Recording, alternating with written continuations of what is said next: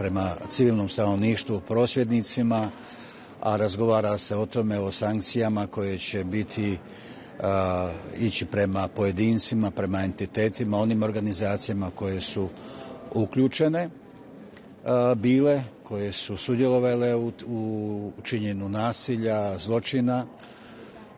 A što se tiče Gaze, tako pozdravljen je Trumpov plan o Gazi. Mi pozdravljamo svaki napor koji ide u pravcu, u smjeru rješavanja situacije u Gazi i konačnog trajnog mira, u koji treba biti naravno uključena i Palestina. Evo, to su ukratko najvažnije bile teme. Izgleda da se Iranska revolucionarna garda nađe na popisu terorističkih organizacija i kakav je hrvatski stav o tome? Sve je izgledno. Prije svega treba imati u vidu činjenica da se ovdje donosi odluka jednoglasno. Hrvatska je uvijek bila zagovaratelj europskog jedinstva, donošenjem odluke konsenzusom, tako će biti i ovoga puta. Sve one pojedinci i entiteti, kako sam rekao, o kojima se raspravlja, će se naći i čekamo završetak ovog vijeća po toj temi. Ukrajina sada treba najviše humanitarnu pomoć, uz naravno onu vojnu, ali pomoć i u obnovi bilo kakvog elektroenergetskog sustava. Hrvatska je već dosta toga napravila. Hrvatska je poslala jako puno već Ukrajini da bi se pomoglo. Koliko dolazi iz drugih država, ako ste čuli na razgovorima? Pa iz drugih država također i osobito većih država koji imaju sigurno visokorazvojne kapacitete i koji već tradicionalno pomažu. Ali kad pogledate Hrvatsku po analizi instituta za dakle po analizi Kielskog instituta za ekonomiju, ekonomski razvoj, Hrvatska je glede humanitarne pomoći na 15. mjestu. A glede vojne pomoći na 14. mjestu. Glede humanitarne pomoći na 7. mjestu. Tako da Hrvatska tu doista jest primjer. A vidite da uvijek imamo i inicijative. Znači, kada govorimo ovdje o braniteljima, i tu smo dobili doista podršku i tu je isto i uloga branitelja u tom postkonfliktnom razdoblju oporavka vrlo važna kao jedan stabilizacijski čimbenik za još bolju sigurnost i stabilnost samog društva. Tako da i branitelji i veterani koji već i jesu u Hrvatskoj na određenim razinama rehabilitacije, Hrvatska tu može biti dobar primjer. I zato se radujem toj potpori Kaje Kalas i radujem se tom radnom sastanku koji će biti u Luksemburgu 21. travnja. Ako Iranska revolucionarna garda bude na popisu terorističkih organizacija, što bi to moglo značiti za dalje događaje u Iranu i odnose s Iranom? Vidite, ovdje danas smo također razgovarali o tome, o nuklearnom programu, sporazumu o nuklearnom programu, i gdje je Europska unija dobila mandat Vijeća sigurnosti Ujedinjenih naroda kao koordinator. I mi smo kao Europska unija vrlo ponosni na vanjsko-političku tu inicijativu i diplomatske uspjehe, tako da se nadamo nastavku pregovora i razgovora, jer to je u interesu i stabilnosti Bliskoga istoka i regije i šire. Hvala. It's not planned. Sorry, just from Croatia media. Thank you so much.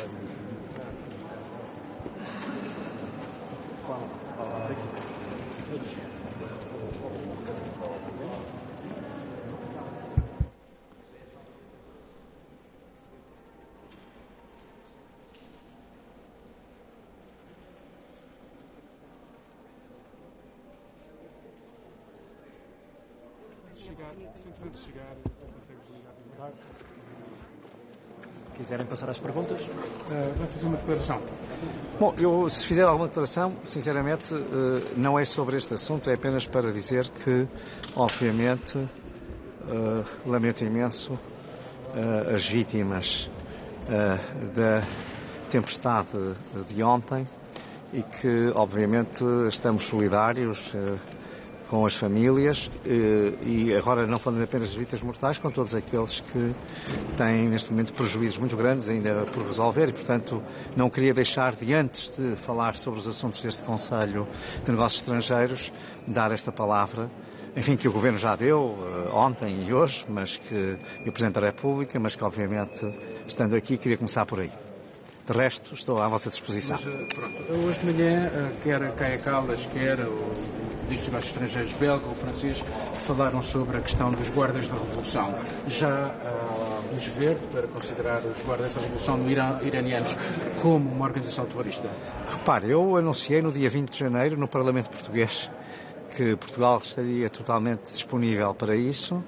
A reunião ainda não terminou quanto a este ponto e, portanto, não sei se alguém vai levantar alguma reserva, mas eu diria que há uma larga maioria em favor de avançar para essa classificação da Guarda Revolucionária Iraniana como organização terrorista, com todas as implicações que isso tem.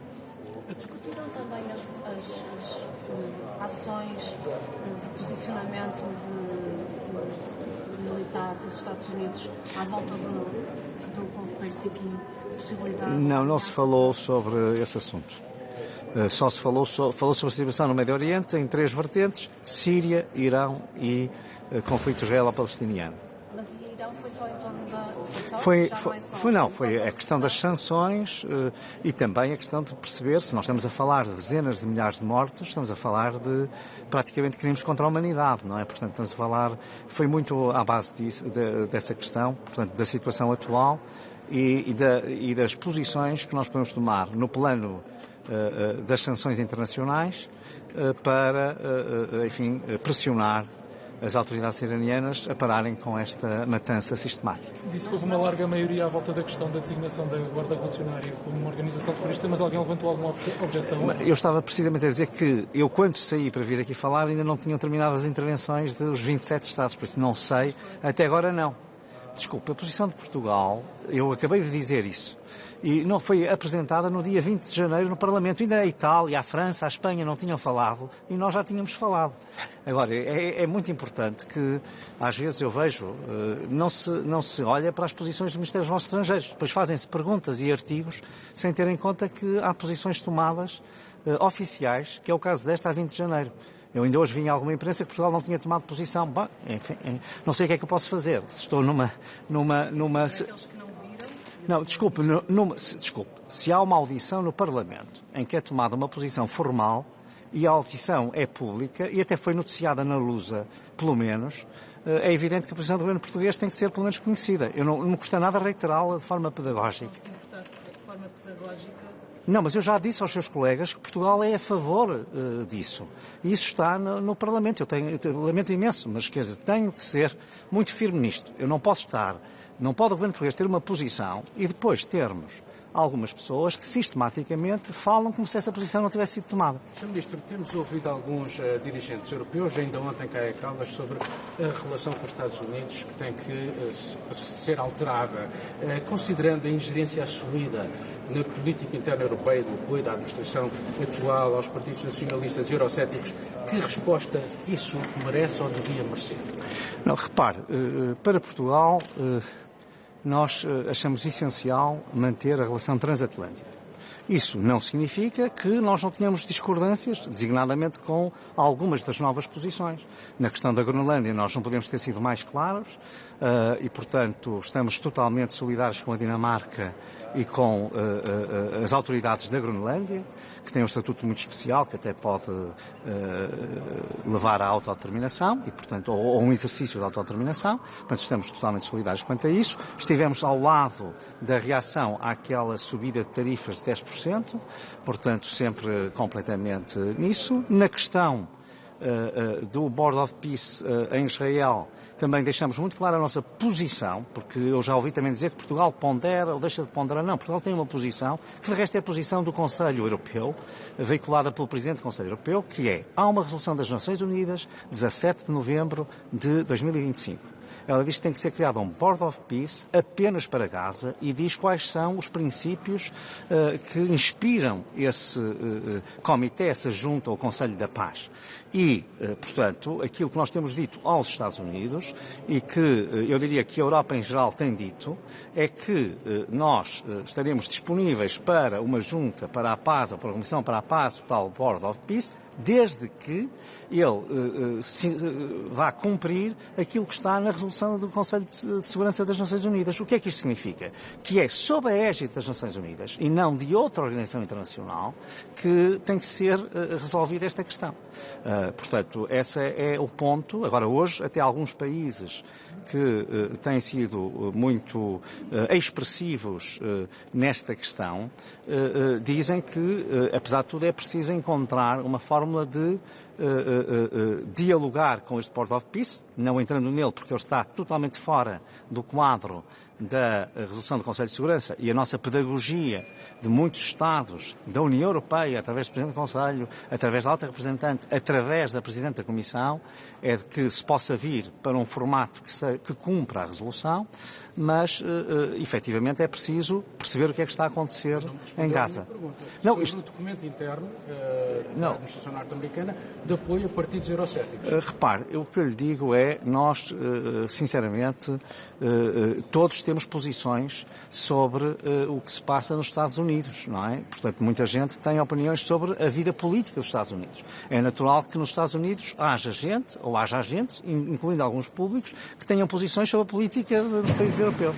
Mas, sinceramente, isso não vai interferir em nada com a nossa posição. Eu aqui dei 2 bons exemplos do que é ter uma posição diferente daquela que tem a atual administração americana, sem, no entanto, deixar de dialogar com ela e de tentar trazer a administração americana para uma posição que seja consistente com aquela que é a nossa posição quanto ao direito internacional e à prevalência da Carta das Nações Unidas. Deixe-me fazer uma pergunta sobre a Ucrânia.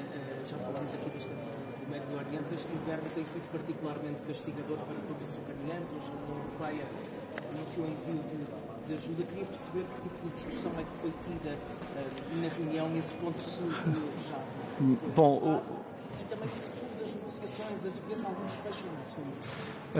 O que eu queria dizer é o seguinte, eu tive um telefonema longo com o ministro André Sibia na segunda-feira de manhã, que basicamente ele hoje também fez aqui um estado da arte através de videoconferência ao Conselho de Negócios Estrangeiros, e o que é claro a situação é muito difícil por causa do ataque a infraestruturas civis energéticas, com os invernos mais rigorosos de sempre, mas enfim, não precisava de ser assim, porque já é de tal maneira rigoroso que seria sempre, os efeitos seriam sempre muito difíceis e impactantes sobre a população civil. Aquilo que se tem feito é contribuir muito para o Fundo de Energia. Portugal, por exemplo, que já tinha o Primeiro-Ministro, quando esteve em Kiev, agora em 19 de dezembro, ou 20 de dezembro de 2025, já tinha feito uma contribuição. Nós vamos reforçar nos próximos dias essa contribuição para a compra de geradores e para, enfim, o fornecimento de energia elétrica. Vi que muitos Estados estão a fazer um imenso esforço, portanto isso foi uma coisa que resultou clara nesta questão do apoio energético e da tentativa de, enfim, ultrapassar estas falhas de energia com grande repercussão sobre milhões de pessoas. Depois, para além disso, também há aqui, eu diria, alguma confiança quanto ao andamento das negociações, mas evidentemente que tem que haver um momento em que a União Europeia tenha que também entrar, nomeadamente quanto à questão da reconstrução, à questão das garantias de segurança, e, para além disso, também se tem falado muito hoje, sem pôr datas concretas, mas a perspectiva do alargamento e de uma adesão da Ucrânia foi amplamente discutida. Eu diria que foi uma discussão até prévia ao ponto, porque hoje tivemos um encontro informal de 2h30 para discutir livremente vários pontos sem termos uma agenda fixa, que depois obviamente também houve, e portanto eu diria que essa também é. Bom, isso é o que aparece a público, é o que o Presidente Zelensky já mais do que uma vez, enfim, de forma eu diria, expressa ou semi-expressa disso. Eu penso que há abertura para, havendo, obviamente, paz, ou havendo, no fundo, uma estabilização da situação e uma ausência de guerra, para se fazer esse caminho do alargamento, que pode passar por um período de transição, por exemplo, em que não há o alargamento, mas há já uma vasta abrangência de programas da União Europeia. Mas 2027 parece demasiado ambicioso. Enfim, Portugal é um país muito a favor do alargamento, pelo menos desde que este governo está em funções. E, portanto, nós seremos uma força no sentido de facilitar e que seja o mais depressa possível. Como eu digo, isto também vale para os Balcãs Ocidentais. Em alguns casos possam ser mais difíceis, e em que haja dossiês que são mais difíceis de completar, aquilo que pode estar em causa são períodos de transição ou são modelos de, digamos, mistos em que já participam em certos programas, já têm determinados apoios de financiamento que até servirão para poder fechar depois esses dossiês, criando desenvolvimento interno. Enfim, como sabe, há aqui questões importantes, a questão da agricultura, portanto, se fala de uma potência agrícola verdadeiramente colossal, ao mesmo tempo também as questões de Estado de Direito, independência dos tribunais, corrupção, combate à corrupção, portanto, enfim, são questões difíceis. Curiosamente, enfim, a agricultura é mais na Ucrânia, mas em todos os países que são candidatos ao alargamento, aqueles que são mais falados, essas são questões que têm que estar devidamente tratadas. Deixe-me mudar aqui de assunto. O Governo não toma posição, mas o Ministro, o cidadão Paulo Rangel, toma posição sobre as presidenciais em Portugal. Olha, eu não vou falar agora sobre presidenciais, portanto, aqui estamos a falar... Eu não vou sequer fazer essas respostas. Isso é uma forma muito benigna, simpática e amiga de pôr a mesma questão, mas eu não vou responder. Vou fazer uma pergunta relativamente a essa discussão preliminar ao início do Conselho. Tiveram a discutir a Venezuela. Por que razão é que a Venezuela não está na agenda deste Conselho, sendo que é o primeiro Conselho do ano e houve acontecimentos bastante dramáticos no país? Porque, sinceramente, essa questão mereceu posições muito claras dos vários países e, portanto, aqui, como sabe, e ao contrário que às vezes é dito, Portugal fez um comunicado logo naquela manhã, de 3 de janeiro, em que falava na questão do respeito pela lei internacional e pela Carta das Nações Unidas. Pois às vezes vejo, enfim, especialmente comentadores aí já a parecerem ignorar que há esse comunicado e essa posição oficial. Mas para além disso, houve um foco muito grande, e é esse que tem sido, eu diria, o foco na transição democrática, na criação de condições para uma transição para a democracia. E é esse o esforço que a União Europeia, por um lado, mas países que acompanham, até porque têm grandes comunidades na Venezuela, enfim, Portugal talvez à cabeça, mas também a Espanha, também a Itália, temos articulado muito justamente nesse sentido. Que condições são essas quando os Estados Unidos já legitimaram a Presidente interina?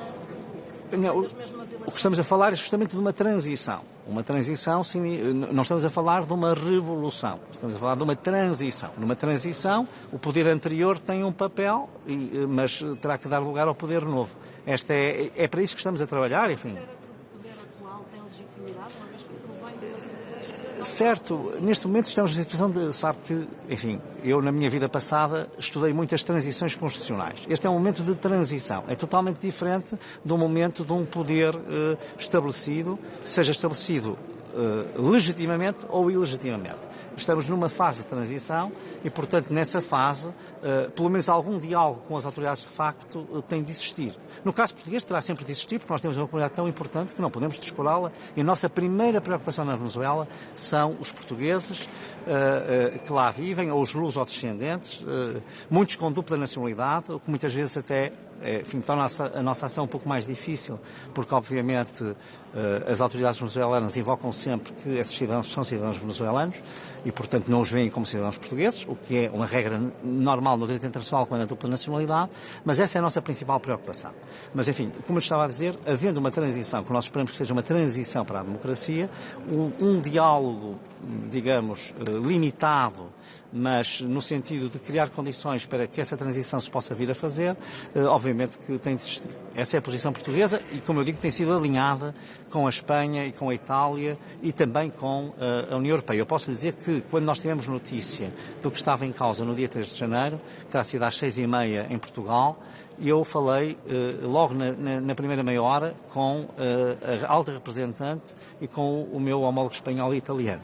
Portanto, até num caso fui eu que lhes dei a notícia. Portanto, só para dizer que nós estamos articulados nisso e, portanto, neste momento há esta incerteza quanto ao que vai ser, digamos, a evolução mais imediata no curto prazo, e isso faz com que eu chame isto um período de transição que justifica, digamos, uma situação diferente daquela que havia antes, mas não ainda regular como aquela que esperamos que venha a haver daqui a uns meses, enfim, ao longo de 2026. Não só a sua declaração inicial, tendo em conta que o Conselho de Ministros já está para organizar as zonas mais afetadas, gostaria de perguntar se tem ideia, se há alguma intenção de recorrer ao Fundo de Solidariedade.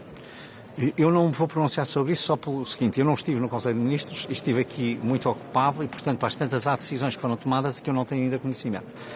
Terei com certeza quando chegar a Lisboa, será hoje ao fim da tarde ou ao princípio da noite. Muito obrigado.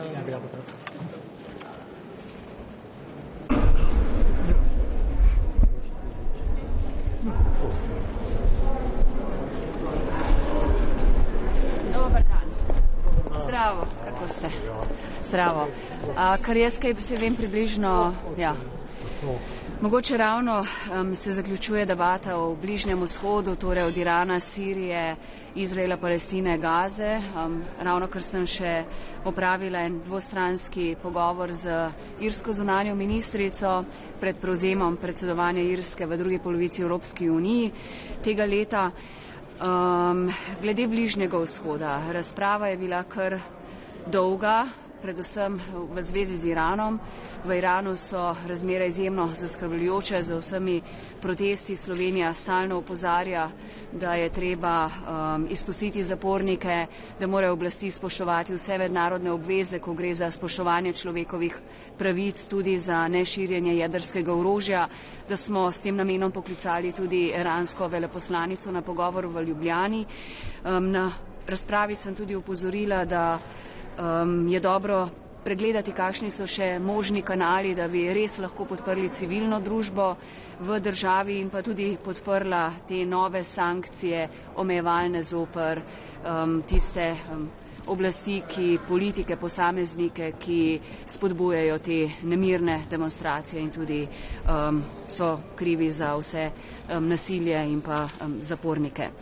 Kar zadeva Sirijo, seveda premirje je krhko, vsi smo ga pozdravljali v Siriji, ta hip podpiramo to prehodno oblast in si seveda želimo, da bo delovala čim bolj vključujoče in pa tudi ob upoštevanju manjšin. Razmere so zaskrbljujoče, zlasti v zaporih na severovzhodu države. Tudi zaradi zaostrenih razmer je morala Slovenija tam ustaviti svojo pomoč pri razminiranju, tako da bolj ali manj tu res spremljamo Sirijo in pomagamo, da to premirje, ki jih krhko vzdrži. Gaza, še enkrat, seveda je pozitivno, da je bil najdeno zadnje truplo ugrabljenega talca, da so se zdaj lahko začeli tudi pogovori v drugi fazi samega premirja in pa trajnega pravičnega miru v Gazi. Tu je naše stališče jasno tudi glede vabila predsednika Turka v odbor za mir. Še enkrat smo ponovili, Slovenija se ne more v tej podobi takšni deklaraciji in vabilu pridružiti. To je zelo jasno, to vabilo gre preko mandata resolucije Združenih narodov, je močno zaskrbljujoče. Ponovili smo to v razpravi, tudi humanitarne razmere v Gazi so močno zaskrbljujoče. Tudi komisija je poročala, da praktično ni dosti boljše, kot so bili dogovori, tudi napadi na UNRWA in podobno. Tu si bomo naprej prizadevali, da premirje vzdrži, da bo zadostna humanitarna pomoč. Opozorila sem na stopnjevanje nasilja izraelskih naseljencev, pa tudi napovedala, da bo Slovenija prihodnji petek gostila islamsko-arabski odbor. V Slovenijo prihaja 5-6 ministrov z arabskega dela sveta, kjer bomo lahko veliko pozornosti namenili ravno reševanju konflikta na Bližnjem vzhodu in pa tudi vprašanju, ali lahko zdaj sodelovanje veliko držav v tem odboru za mir, ki za nas pomeni neko vzporedno nevarno strukturo organizacij Združenih narodov, prinese mir na Bližnjem vzhodu. V času kosila je na pobudo Slovenije in Irske v razpravi o človekovih pravicah stanju spregovoril dr. Volker Turk. Zelo jasno je, da se v teh napetih geopolitičnih razmerah, ko se zdi, da je podjaven svet, da ni spoštovanja svetovne ureditve pravil in da prevladujejo transakcijski odnosi, da so ogrožene človekove pravice, sama erozija vladavine prava, ustanovna listina Združenih narodov. To je bila velika razprava, kaj lahko naredimo, da zaščitimo temelje, tudi vrednote Evropske unije, torej spoštovanje prava in pa samega mednarodnega prava, kar za Slovenijo preprosto ni alternative. Tudi zjutraj smo neformalno pred začetkom zasedanja veliko pozornosti danes namenili v enem zelo omejenem, zaprtem krogu, skoraj 3-urni razpravi vsem zunanje političnim izzivom tega leta in velika pozornost je bila, kako lahko Evropa zaščiti svoje vrednote ravno na temelju mednarodnega prava, človekovih pravic in pa seveda ozemeljske celovitosti, suverenosti, ko vidimo, da živimo v času največjega števila oboroženih konfliktov. Rusija, Ukrajina, spet nam je poročal ukrajinski zunanji minister. Zdi se, kot da smo pred eno novo humanitarno katastrofo zaradi novih silovitih napadov na energetsko infrastrukturo. So Ukrajinci dejansko močno ogroženi, veliki je strah, zima je tu, mraz je, Ukrajina poziva vse države Evropske unije naj pomagajo na pomočju zdaj na področju energetike. Tudi Slovenija preučuje, kaj lahko tu še res državi pomaga. Jasno je, da smo zelo, zelo zavezani v Evropski uniji pomoči Ukrajini. Na eni strani zaostrovanju, kar se da sankcij oziroma ukrepov proti Rusiji in pa predvsem iskanju mednarodne podpore, da zaustavimo to grozljivo vojno, da se zgodi dogovor, da strani sedeta za pogajalsko mizo in da pridemo do nekega trajnega in pravičnega miru, ki bo sprejemljiv za Ukrajino. Dve kratki vprašanje, najprej glede Ukrajine. Bomo kaj konkretno, imamo v misli, kako bi pomagali prebroditi to energetsko krizo, in drugo je povezano na Iran, ali bo iranska republikanska garda uvrščena na listo terorističnih organizacij?